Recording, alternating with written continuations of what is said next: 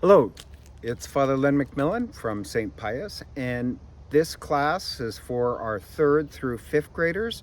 And what I'm going over is a history of the Bible, and I'm starting with the book of Genesis. So, in the book of Genesis, there are two creation stories, and the two creation stories, they don't completely match, nor do they need to. The first creation story is how God explains the creation of the universe from really kind of an astrological viewpoint. The creation of the universe and stars and planets. The second creation story is anthropological, which just means human. It's creation viewed from the view of humanity. So, the first creation story, the first 5 days, God creates the universe, the earth, the stars. But on the sixth day, God creates the human world. Now, when it says day, the Hebrew yom, it doesn't mean a 24-hour day. A yom could be any stretch of time.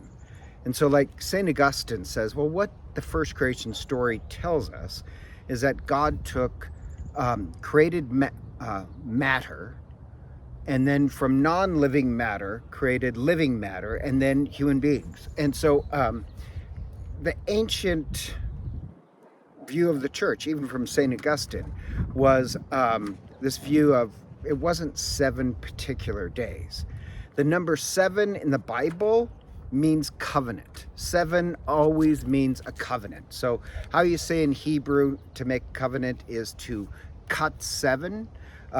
Usually it's 7 things you cut apart. So when it says God created the universe in 7 days, it means every single part of the universe is in relationship, covenant with God.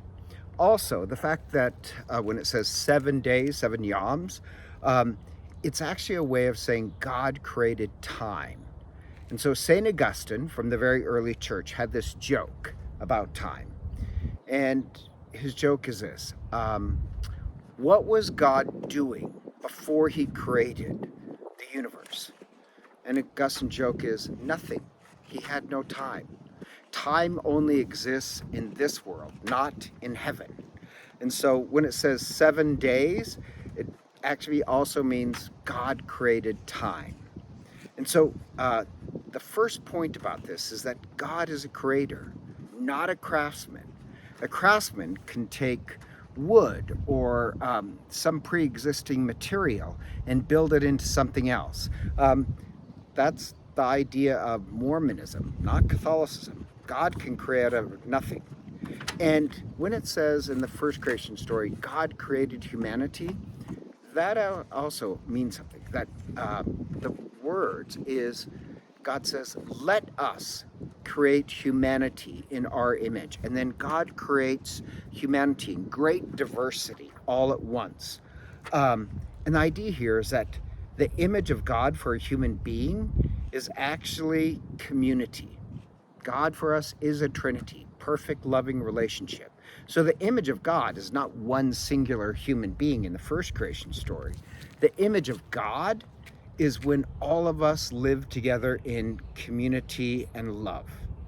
And the second point I want to make, and parents, I'm really addressing this to you so you can hopefully explain it to your kids, but I love this, is that in the creation story, when God creates fish, God speaks to the sea.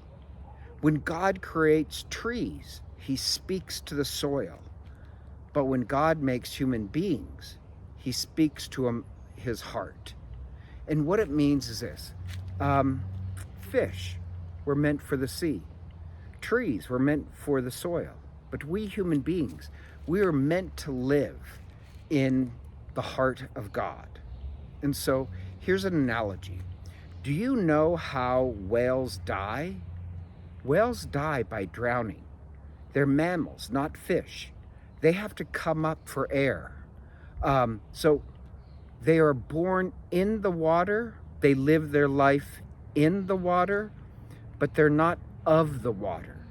They will eventually drown because they don't have gills. And to survive, they're dependent on a world that is outside the world they live in. They are in the water, but not of the water. We are in the world, but not of the world. The source of human life, like a whale, is not from this world. We're meant to exist in the heart of God. That's why he speaks to himself. So parents, that's a first creation story. It covers the creation of the universe from nothing to us. So I will be back next week to explain the second creation story. God bless.